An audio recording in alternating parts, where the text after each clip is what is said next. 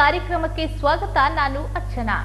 ಸುಮಾರು ವರ್ಷಗಳನ್ನ ಸಮಾಜ ಸೇವೆಯಲ್ಲಿ ತೊಡಗಿ ಜನರ ಮನ ಗೆದ್ದು ಸತತವಾಗಿ 2ನೇ ಬಾರಿಯಾಗಿ ಮಹಾನಗರ ಪಾಲಿಕೆ ಚುನಾವಣೆಯಲ್ಲಿ ಪೈಪೋಟಿ ನಡೆಸಿ ವಾರ್ಡ್ ನಂಬರ್ 7ರ ನಾಯಕರಾಗಿ ಆಯ್ಕೆಯಾದ ರಾಹುಲ್ ಜಾಧವ್ ಅವರು ಗೆಲ್ಲುವ ಮೂಲಕ ಜನರ ಭರವಸೆಯನ್ನ ಉಳಿಸಿಕೊಂಡಿದ್ದಾರೆ. ಬನ್ನಿ ಅವ್ರ ಬಗ್ಗೆ ಇನ್ನಷ್ಟು ತಿಳಿದುಕೊಳ್ಳೋಣ. ನಮ್ಮ ಜೊತೆಗಿದ್ದಾರೆ ವಾರ್ಡ್ ಮೆಂಬರ್ ಆದ ರಾಹುಲ್ ಜಾಧವ್ ಅವರು. ನಮಸ್ತೆ ಸರ್, ಕಾರ್ಯಕ್ರಮಕ್ಕೆ ನಮಸ್ಕಾರ ಸರ್. ಈಗಾಗಲೇ ನಮ್ಮ ನಾಡಿನ ಜನತೆಗೆ ತಮ್ಮ ಪರಿಚಯ ಅಂತೂ ಇದೆ ಸರ್. ಈಗಾಗಲೇ ನೀವು 2ನೇ ಬಾರಿಯಾಗಿ ಆಯ್ಕೆಯಾಗಿ ವಾರ್ಡ್ ಮೆಂಬರ್ ಆಗಿ ಆಯ್ಕೆಯಾಗಿದ್ದೀರಾ. ನೀವು ರಾಜಕೀಯಕ್ಕೆ ಪ್ರವೇಶಿಸಲು ಏನು ಕಾರಣ ಸರ್? ಜನರ ಮನಸ್ಸಿತ್ತು. ನಾ ಮೊದಲು ಸಮಾಜ ಸೇವಾ ಕೆಲಸ ಮಾಡ್ತಿದ್ದೆ. ಜನರ ಅಭಿಪ್ರಾಯ ಇತ್ತು, ತಾವು ರಾಜಕೀಯ ಬರಬೇಕು, ತಮ್ಮೆಲ್ಲ ರಾಜಕೀಯ ಭವಿಷ್ಯದ, ತಾವು ಒಳ್ಳೆಯ ವಾರ್ಡ್ನಲ್ಲಿ ಅಭಿವೃದ್ಧಿ ಕೆಲಸ ಆಗಬೇಕು ಅಂತ ಹೇಳಿಸಿ ಜನರ ಆಯ್ಕೆ, ನನ್ನ ಜನರ ತೀರ್ಮಾನ ತೊಗೊಂಡು ನಾನು ರಾಜಕೀಯ ಪ್ರವೇಶ ಮಾಡಿದೆ. ಅದೇ ರೀತಿ ರಾಜಕೀಯ ಪ್ರವೇಶ ಮಾಡಿ ಚುನಾವಣೆಯಲ್ಲಿ ಸ್ಪರ್ಧೆ ಮಾಡಿದೆ ನಾನು. ಸರ್, ಈಗ ಒಂದು ಯಶಸ್ವಿ ಹಿಂದೆ ತುಂಬಾನೇ ಕಷ್ಟಗಳು ಬರ್ತವೆ ಅಂತ ಕೇಳ್ಪಟ್ವಿ. ಒಂದು ಯಶಸ್ವಿ ಹಿಂದೆ ತುಂಬಾನೇ ಕಷ್ಟಗಳು ಇರುತ್ತವೆ. ಹಾಗೆ ನಿಮ್ಮ ಸಾಧನೆಯ ದಾರಿ ಯಾವ ರೀತಿಯಾಗಿತ್ತು ಸರ್? ಮೇಡಮ್, ನಾನು ಒಬ್ಬ ಸಾಮಾನ್ಯ ಕಾರ್ಯಕರ್ತ. ನಾವೊಬ್ಬ ಬಡ ಕುಟುಂಬದ ಒಬ್ಬ ಕಾರ್ಯಕರ್ತ. ನಾನು ಮೊದಲ RSS ಶಾಖೆಯಲ್ಲಿ ನಾನು ಭಾಗವಹಿಸಿದ್ದೆ. ತದನಂತರ ವಿಶ್ವ ಹಿಂದೂ ಪರಿಷತ್ ಬಜರಂಗ ದಳದಲ್ಲಿ ಕೆಲಸ ಮಾಡ್ತಾ ಬಂದಿದೆ. ಅದೇ ರೀತಿಯಾಗಿ ನನಗೂ ಅನ್ನಿಸ್ತು ರಾಜಕೀಯದಲ್ಲಿ ಬಂದು ನಾವು ಒಳ್ಳೆಯ ಕೆಲಸ ಮಾಡಬೇಕು, ವಿಜಯಪುರ ನಗರದಲ್ಲಿ ಅಥವಾ ನನ್ನ ವಾರ್ಡ್ನಲ್ಲಿ ನಾವು ಒಬ್ಬ ಒಳ್ಳೆಯ ಕೆಲಸ ಮಾಡಬೇಕಂತ ನನಗೆ ಹೆಮ್ಮೆ ಸಿಗುತ್ತು. ನನಗೆ ಏನಾರು ಮಾಡಬೇಕಪ್ಪ ಜನರಿಗೋಸ್ಕರ ಅಂತ ಹೇಳಿ ನನಗೆ ಗೊತ್ತಿದೆ, ಜನರ ಕಷ್ಟ ನನಗೆ ಗೊತ್ತಿದೆ. ಅದಕ್ಕೆ ನಾವು ಒಂದು ಸೇವೆ ಮಾಡ್ಲಿಕ್ಕೆ ಅವಕಾಶ ಸಿಗಬೇಕಂತ ನಾನು ರಾಜಕೀಯ ಬಂದೆ. ಸರ್, ಈಗಾಗಲೇ ಹೋದ ಬಾರಿ ಕೂಡ ನೀವು ಒಂದು ವಾರ್ಡ್ ಮೆಂಬರ್ ಆಗಿ ಆಯ್ಕೆ ಆದ್ರಿ. ಈ ಬಾರಿ ಕೂಡ ವಾರ್ಡ್ ಮೆಂಬರ್ ಆಗಿ ಆಯ್ಕೆ ಆಗಿದ್ದೀರಾ. ಸತತ 2 ಬಾರಿಯಾಗಿ ಆಯ್ಕೆ ಆಗಿದ್ದೀರಾ. ಇದ್ರ ಬಗ್ಗೆ ನಾವು ಜನನಾಯಕ ಎಂದು ಕಾರ್ಯಕ್ರಮ ಕೂಡ ಮಾಡಿದ್ವಿ. ಜನರು ಕೂಡ ಹರ್ಷವನ್ನ ವ್ಯಕ್ತಪಡಿಸಿದ್ರು. ಹಾಗಿದ್ಮೇಲೆ ಈ ಬಾರಿನೂ ಆಯ್ಕೆ ಆಗಿದ್ದಿಲ್ಲ. ಜನರಿಗೆ ಏನ್ ಹೇಳ್ತೀರಾ ಸರ್? ಇದ್ರ ಬಗ್ಗೆ ಏನ್ ಹೇಳಲು ಇಷ್ಟಪಡ್ತೀರಾ? ಕೇಳದ ಬಾರಿ ಮೇಡಮ್ ನಾನು ಭಾಳ ಉತ್ತಮ ಕೆಲಸ ಮಾಡಿದ ವಾರ್ಡ್, ನನಗೆ ತೃಪ್ತಿ ಇದೆ ಮೇಡಮ್.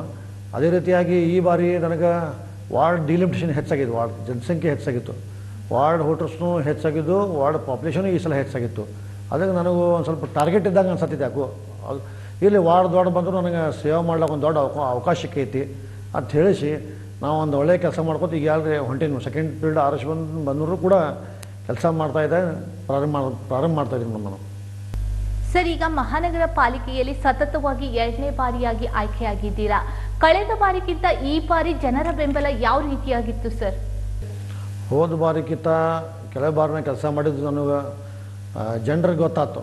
ಯಾಕಂದರೆ ವಾರ್ಡ್ ಡಿಲಿಮಿಟೇಷನ್ ಆಗಿತ್ತು, ವಾರ್ಡ್ ವೋಟರ್ಸ್ ಹೆಚ್ಚಾಗಿದ್ದು, ಎಲ್ಲ ಜನರ ಹೊಸ ಮತದಾರರಿಗೂ ಕೂಡ ಗೊತ್ತಾಯ್ತು ನಾವೊಬ್ಬ ಒಳ್ಳೆ ಕಾರ್ಯಕರ್ತ, ಒಳ್ಳೆ ಕೆಲಸ ಮಾಡ್ತೇನೆ ಹೇಳಿ ನಂದರೆ ಎಲ್ಲ ರೆಕಾರ್ಡ್ ನೋಡಿ ಜನರಿಗೆ ಅನಿಸ್ತು, ಏನಪ್ಪ ಇವರು ಒಳ್ಳೆ ಕಾರ್ಯಕರ್ತಾರೆ, ಅವರು ಅರೆಸ್ಟ್ ತರಬೇಕಂತ ಹೇಳಿಸಿ ಜನ ನನಗೆ ಹೆಚ್ಚಿನ ಮತಗಳು ಹೋದ ಸಲಕ್ಕಿಂತ ನನಗೆ ಈ ಸಲ 3 ಪಟ್ಟು ಮತ ಹಾಕಿ ನನಗೆ ಜನ ಗೆಲುವು ಆರಿಸಿದ್ದಾರೆ ನನಗೆ.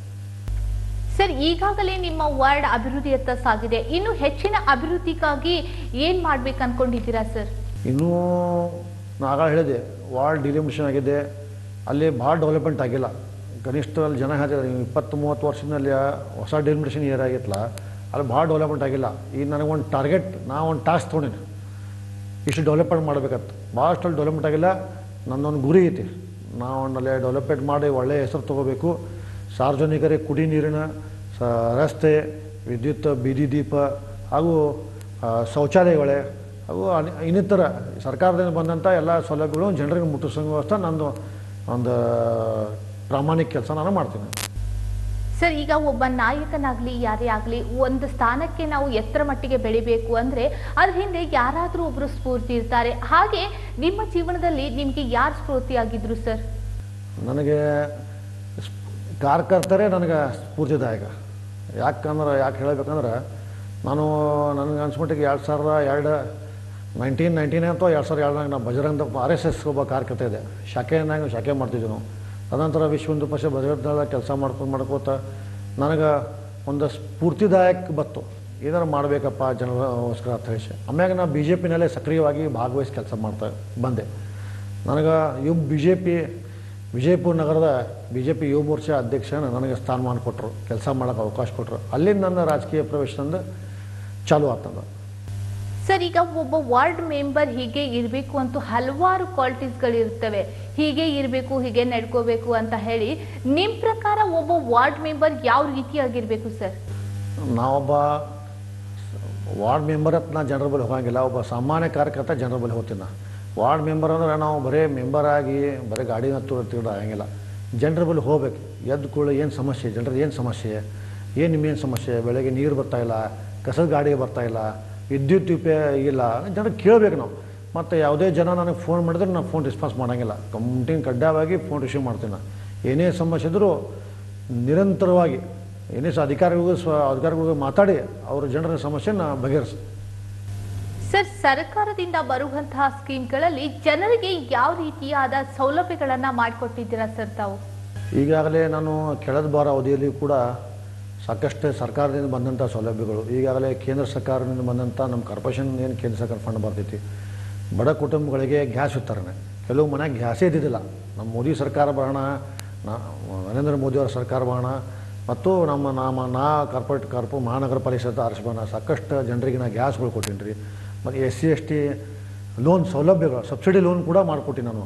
ಮತ್ತು ಅದೇ ಸ್ವಯಂ ಉದ್ಯೋಗ ಮಾಡೋಕೆ ಅವರಿಗೆ ಒಂದು ಸರ್ಕಾರದಿಂದ ಬಂದಂಥ ಸೌಲಭ್ಯಗಳು ಅವ್ರು ಮಾಡಿಸ್ಕೊಟ್ಟಿನ. ಮತ್ತು SC/ST ಲೋನ್ಗಳು ಮಾಡಿಕೊಟ್ಟಿನಿ ರೀ. ಮತ್ತು ವಾರ್ಡ್ನಾಗ ಸೋಲಾರ್ ಲೈಟ್ ಹಾಕ್ಸೋಣ SC/ST ಏರಿಯಾದಲ್ಲಿ. ಅದು ಅನೇಕ ಬಂದಂಥ ಸೌಲಭ್ಯಗಳನ್ನು ನಾನು ವಾರ್ಡ್ ಜನರಿಗೆ ನಾನು ಕೊಟ್ಟಿದ್ದೀನಿ ನಾನು. ಸರ್, ಈಗಾಗಲೇ ಸತತವಾಗಿ 2 ಬಾರಿ ನೀವು ಮಹಾನಗರ ಪಾಲಿಕೆಯಲ್ಲಿ ಆಯ್ಕೆಯಾಗಿದ್ದೀರಾ. ನೀವು ವಾರ್ಡ್ ನಂಬರ್ 7ನೇ ಯಾಕೆ ಆಯ್ಕೆ ಮಾಡ್ಕೊಂಡ್ರಿ? ಬೇರೆ ವಾರ್ಡ್ಗಳನ್ನ ಆಯ್ಕೆ ಮಾಡಿಕೊಂಡು ಅಲ್ಲಿ ಕೂಡ ಅಭಿವೃದ್ಧಿ ಮಾಡ್ಬೋದಿತ್ತಲ್ಲ ಸರ್ ನೀವು? 7 ನಂಬರ್ ವಾರ್ಡ್ ನಂಬರ್ನಿಂದ ನನಗೆ ಮತ್ತೊಮ್ಮೆ ಆರಿಸ್ಬೇಕಪ್ಪ ಅಂತ ಒಂದು ಆಶೆ ಆಯಿತು. ಮತ್ತೊಮ್ಮೆ ಅನಿವಾರ್ಯಾಗ ನಮ್ಮ ಕ್ಯಾಟಗರಿ ಚೇಂಜ್ ಆಗಿತ್ತು. ಹೈಕೋರ್ಟ್ನಲ್ಲಿ ಪಿಟಿಷನ್ ಹಾಕಿದ್ರು, ಎಲ್ಲ ವಾರ್ಡ್ಗಳು ಡಿಲಿಮಿಟೇಷನ್ ಎಲ್ಲ ಚೇಂಜ್ ಆಗಿದ್ದು. ನಾವು ಸರ್ಕಾರಕ್ಕೆ ಒತ್ತಾಯ ಮಾಡಿ ನಮ್ಮ ವಾರ್ಡ್ ನಮ್ಗೆ ಉಳಿಬೇಕು, ಜನ ನಮಗೆ ಭಾಳ ಇದು ಮಾಡಾಕತ್ತರು, ನೀವು ಇಲ್ಲೇ ಉಳಿಬೇಕು ರೀ, ಇಲ್ಲೇ ಕೆಲಸ ಮಾಡಬೇಕು, ನಮ್ಗೊಂದು ಮತ್ತೊಮ್ಮೆ ಅವಕಾಶ ಇರಬೇಕಂತ ಜನ ತೀರ್ಮಾನ ತೊಗೊಂಡ್ರು. ನಂದು ಹೋಪ್ಸಿದ್ದು ಇಲ್ಲೇ ಮಾಡಬೇಕಪ್ಪ ಕೆಲಸ. ಲಾಸ್ಟಿಗೆ ಅನಿವಾರ್ಯ ಅಕಸ್ಮಾತ್ ಬೇರೆ ವಾರ್ಡ್ನಾಗ ಬಂದಿದ್ರಪ್ಪ ಅಂದರೂ ಕೂಡ ನನಗೆ ಟಿಕೆಟ್ ಕೊಟ್ಟರು ಸುಧಾಕ ನಾನು ಕೆಲಸ ಆರಿಸಿ ಬಂದು ಕೆಲಸ ಮಾಡ್ತಿದ್ದೆ. ನಂದು ಅಷ್ಟು ಗ್ಯಾರಂಟಿ ಕೊಡ್ತೀನಿ. ನನಗೊಂದು ವಿಶ್ವಾಸ ಇತ್ತು. ಕೊನೆಯ ಲಕ್ಷಣದಲ್ಲಿ ಕೂಡ ನಾನು ಇಲ್ಲೇ ಪ್ರಯತ್ನ ಮಾಡಿದೆ. ಸರ್, ಬಿಜೆಪಿಯಲ್ಲಿ ನೀವು ಇಷ್ಟೆಲ್ಲ ಜನರು ಇದ್ರೂ ಕೂಡ ಬಿಜೆಪಿ ಭರ್ಜರಿಯಾಗಿ ಮಹಾನಗರ ಪಾಲಿಕೆಯನ್ನು ಗೆಲ್ಬೋದಿತ್ತು. ಯಾಕೆ ಕೈ ತಪ್ಪು ಹೋಯ್ತು ಸರ್ ಅದು ನಿಮಗೆ? ಈಗಾಗಲೇ ಮೇಡಮ್ ನಮಗೆ 3 ಜನ ಕಡಿಮೆ ಇದ್ದರು. ನಮ್ಮಲ್ಲಿ 19 ಜನ ಇದ್ದರು. ಒಬ್ಬರು ಕಾರ್ಪೊರೇಟ್ ತೀರ್ಕೊಂಡ್ರು, ಒಬ್ಬರು ವಿಜಯಕುಮಾರ್ ಬಿರಾದರ್ ಅಣ್ಣ ಅವರು ಒಬ್ಬರು ತೀರ್ಕೊಂಡ್ರು. ಅದು ಒಂದು ನಮಗೆ ಮೈನಸ್ ಆಯ್ತು. ಕಡೆಗೆ ನಾವು 3 ಜನ ಬೇಕಾಗಿದ್ದು. 3 ಜನ ಯಾರು ನಾವು ಪ್ರಯತ್ನ ಮಾಡಿ ಈಗ ಅವ್ರ ಸದಸ್ಯರು ಅವ್ರ ಮೇಲೆ ಡಿಪೆಂಡ್. ಈಗ ನಾವು ಅವ್ರ ವಿನಂತಿ ಮಾಡೋದು ಖರೆ ಅವರು ನಮ್ಮ ಕಡೆ ಬರಲಿಲ್ಲ ಅಂದರೂ ಕೂಡ ನಮಗೆ ಸ್ವಲ್ಪ ನಮ್ಮ ಮೇಯರ್ ಚುನಾವಣೆ ಆಗಲಿಲ್ಲ ಅಂದ್ರೂ ಸ್ವಲ್ಪ ನಮಗೂ ಹಾಳಾಯ್ತು. ಅಂದ್ರಿಗೆಲ್ಲ ಸರಿಯಾಗಿ ಎಲ್ಲರೂ ಕುಡಿಸಿ ಅಷ್ಟು ನಾವೆಲ್ಲ ಕೆಲಸ ಮಾಡಾಕತ್ತೀವಿ. ಎಲ್ಲರೂ ಅವ್ರವ್ರ ವಾರ್ಡ್ನಾಗ ಅವರು ಕೆಲಸ ಮಾಡಾಕತ್ತಾರೆ. ಎಲ್ಲ ಈಗೇನು ಪ್ರಾಬ್ಲಮ್ ಇಲ್ಲ. ನಾವು ಒಳ್ಳೆ ರೀತಿಯಾಗಿ ಜನರಿಗೆ ಕೆಲಸ ಮಾಡಾಕತ್ತೀವಿ ನಾವು. ಸರ್, ನಿಮ್ಮ ನೆಕ್ಸ್ಟ್ ಪ್ಲ್ಯಾನ್ ಏನು ಸರ್? ನೆಕ್ಸ್ಟ್ ಪ್ಲ್ಯಾನ್ ಏನಿಲ್ಲ ಮೇಡಮ್, ಇದೇ ರೀತಿ ನಾನು ಕೆಲಸ ಮಾಡ್ಕೊತ ಮುಂದೆ ಹೊಂಟೀನಿ ನಾನು. ಮುಂದಿಂದ ಯಾರು ನಸೀಬ್ನ ಹಣೆ ಬಾರನ ಬೇಕಲ್ಲ, ಯಾರು ಏನಾಗಬೇಕಂದ್ರೆ ನಂಬಿಕೆ ಆಗಿರ್ತೈತಿ. ಹಣೆ ಬಾರನೂ ಬೇಕು. ಮತ್ತು ನಮ್ಮೆಲ್ಲ ಪಾರ್ಟಿ ಪದಾಧಿಕಾರಿಗಳು, ರಾಜ್ಯ ನಾಯಕರು ಮತ್ತು ಜಿಲ್ಲಾ ನಾಯಕರು ನನಗೂ ಅವಕಾಶ, ಮಹಾನಗರ ಪಾಲಿಕೆ ಅವರು ಟಿಕೆಟು ನನಗೆ ಕೊಟ್ಟಿದ್ದಾರೆ. ಹಿಂದಿನ ಅವಧಿನಲ್ಲಿ ನನಗೆ ಮಾಜಿ ಸಚಿವರು ಅಪ್ಪಾಸಾಹೇಬ್ ಪಟ್ಟಣ್ ಶೆಟ್ಟಿ ನನಗೆ ಅವಕಾಶ ಕೊಟ್ಟರು. ಈ ಸಲ ನಮ್ಮ ಜನಪ್ರಿಯ ಶಾಸಕರಾದ ಸನ್ಮಾನ್ಯ ಶ್ರೀ ಬಸವನಗೌಡ ಪಾಟೀಲ್ ಯತ್ನಾಳ್ ಅವರು ಕೂಡ ನನಗೆ ಕೆಲಸ ಅವರು ನನಗೆ ಟಿಕೆಟ್ ಕೊಟ್ಟರು. ಮುಂದೆ ಭವಿಷ್ಯದಲ್ಲಿ ಯಾರು ಹಣೆ ಬಾರಿಗೆ ಏನಾಗೋದು ಹೇಳಕ್ಕೆ ಬರೋಂಗಿಲ್ಲ. ಮುಂದೆ ಸಾಕಷ್ಟು ಅವಕಾಶ ಬರ್ತಾವೆ. ಯಾಕಂದ್ರೆ ಎಲ್ಲರೂ ಕೂಡ ಎಲ್ಲ ಒಳ್ಳೆ ಬಾಂಧವ್ಯ ಇಟ್ಟಿನ ಎಲ್ಲ ಪದಾಧಿಕಾರಿಗಳು. ನನಗೆ ಅವಕಾಶ ಸಿಕ್ಕೇ ನನಗೆ ವಿಶ್ವಾಸ ಅದ. ನಾವು ಪ್ರಾಮಾಣಿಕವಾಗಿ ಭಾರತೀಯ ಜನತಾ ಪಾರ್ಟಿ ಕೆಲಸ ಮಾಡೋದು ಮುಂದೆ ನಾ ಏನಾತಕ್ಕ ಪ್ರಾಮಾಣಿಕವಾಗಿ ಕೆಲಸ ಮಾಡ್ತೀನಿ ನಾವು. ಸರ್, ಒಟ್ಟಾರೆಯಾಗಿ ಈ 5 ವರ್ಷದಲ್ಲಿ ನಿಮ್ಮ ವಾರ್ಡ್ ಅಭಿವೃದ್ಧಿ ಯಾವ ರೀತಿ ಇರುತ್ತೆ ಸರ್? ಮೇಡಮ್, ಈಗಾಗಲೇ ಹಿಂದಿನ ಅನುಭವ, ಹಿಂದಿನ ಕೆಲಸ ಮಾಡಿನ ಈ ಪೀರಿಯಡ್ ನನಗೆ ಹೆಚ್ಚು ಅನುಭವ ಆಗೈತಿ. ಹೆಚ್ಚು ಕೆಲಸ ಡೆವಲಪ್ಮೆಂಟ್ ಮಾಡತ್ತೀನಿ. ಹೆಚ್ಚು ಕೆಲಸ ಮಾಡ್ತೀನಿ ನಾನು.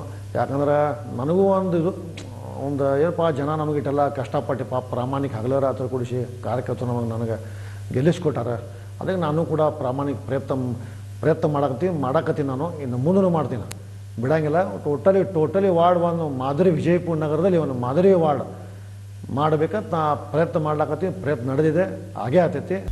ಸರ್, ಈಗಾಗಲೇ 2ನೇ ಬಾರಿಯಾಗಿ ಮಹಾನಗರ ಪಾಲಿಕೆಯಲ್ಲಿ ಆಯ್ಕೆ ಮಾಡಿದ್ದಾರೆ ನಿಮಗೆ ಜನ.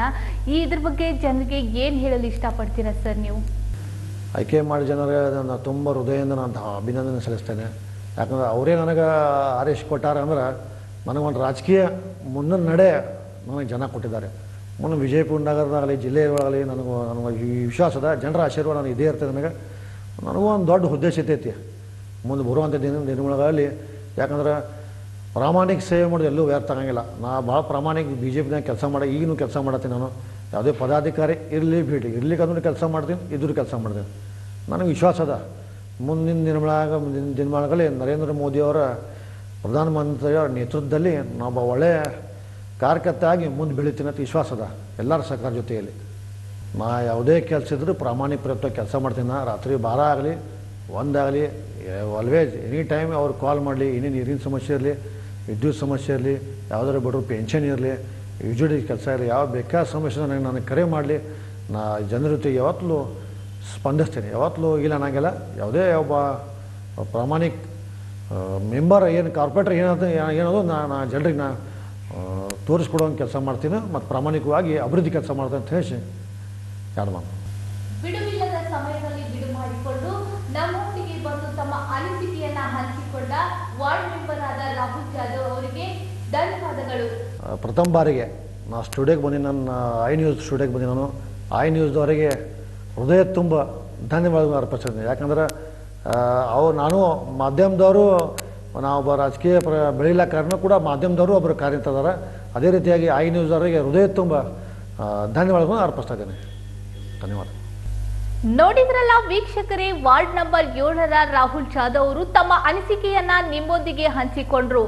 ಮತ್ತೊಬ್ಬ ವಾರ್ಡ್ ಮೆಂಬರ್ ಒಂದಿಗೆ ಮತ್ತೆ ಸಿಗ್ತೀನಿ ನಿಮ್ಮ ಪ್ರತಿನಿಧಿ ಕಾರ್ಯಕ್ರಮದಲ್ಲಿ. ಅಲ್ಲಿವರೆಗೂ ನೋಡ್ತಾ ಇರಿ ಐ ನ್ಯೂಸ್, ಇದು ಉತ್ತಮ ಏಳಿಗೆಗಾಗಿ.